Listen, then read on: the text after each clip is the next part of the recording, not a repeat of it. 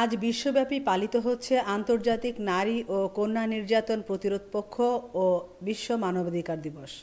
পারিবারিক আইনে সমতা আনি, নারীর প্রতি সহিংসতার প্রতিরোধ করি, এই প্রতিপাদ্যকে সামনে রেখে বাংলাদেশ মহিলা পরিষদ আন্তর্জাতিক নারী ও কন্যা নির্যাতন প্রতিরোধ পক্ষ ও বিশ্ব মানবাধিকার দিবস পালন করেছে। এবারে জাতিসংঘের আহ্বান হচ্ছে, সচেতনতা বৃদ্ধি করো, নারীর প্রতি সহিংসতা নির্মূল করো, সমাজ ও রাষ্ট্রকে দায়বদ্ধ করো। সভায় বাংলাদেশ মহিলা পরিষদ নেতৃবৃন্দ নারীর প্রতি সহিংসতার নানা চিত্র তুলে ধরে বলেন, দলবদ্ধ ধর্ষণের শিকার হয়েছে 1022 জন এবং 202 জন নারীকে ধর্ষণের পর হত্যা করা হয়েছে।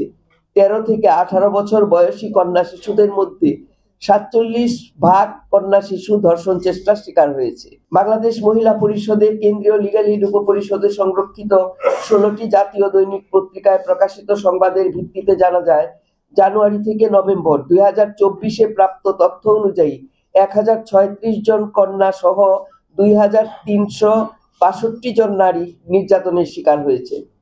গত 11 মাসে নারী ও কন্যার বিরুদ্ধে নানা ধরনের সহিংসতার মধ্যে উদ্বেগজনক হারে বেড়েছে নারী হত্যার ঘটনা।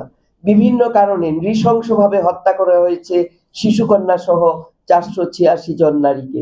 যিনি ধর্ষণের শিকার, কারণ একজন মানুষকে কোনো একটা বিশেষণে বিশেষায়িত করাটা সেটা মানুষটার জন্য অপমান।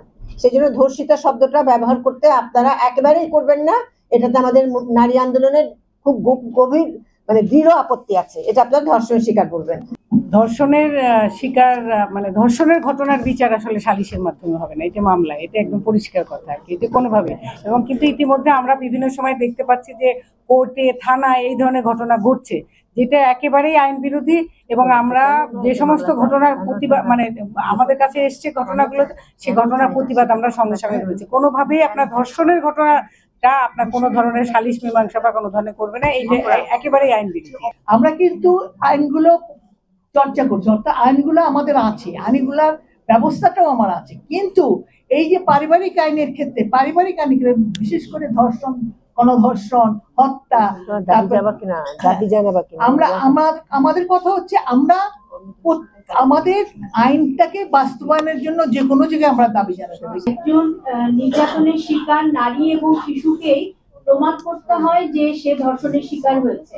আপনারা যদি খেয়াল করেন, এবং আপনারা নিশ্চয়ই খেয়াল করেন এটা, যে তাকে কিন্তু বিভিন্নভাবে বিভিন্ন পরীক্ষা এবং কোর্টেও কিন্তু বিভিন্ন কোশ্চেনের সম্মুখীন হতে হয়।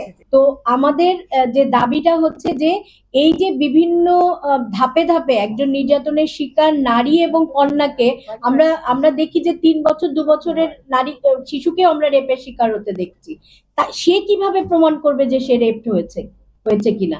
তাহলে পারিপার্শ্বিক অবস্থা দিয়েই তাকে যেমন প্রমাণ করতে হয়, সেই প্রমাণের দায়ভারটা পারপিটেটরের উপরে যাতে বর্তায়, পারপিটেটর যাতে করে, সেই বিষয়টাই আমরা এখানে দাবি জানিয়ে। আমেনা ইসলাম, আজকের সংবাদ।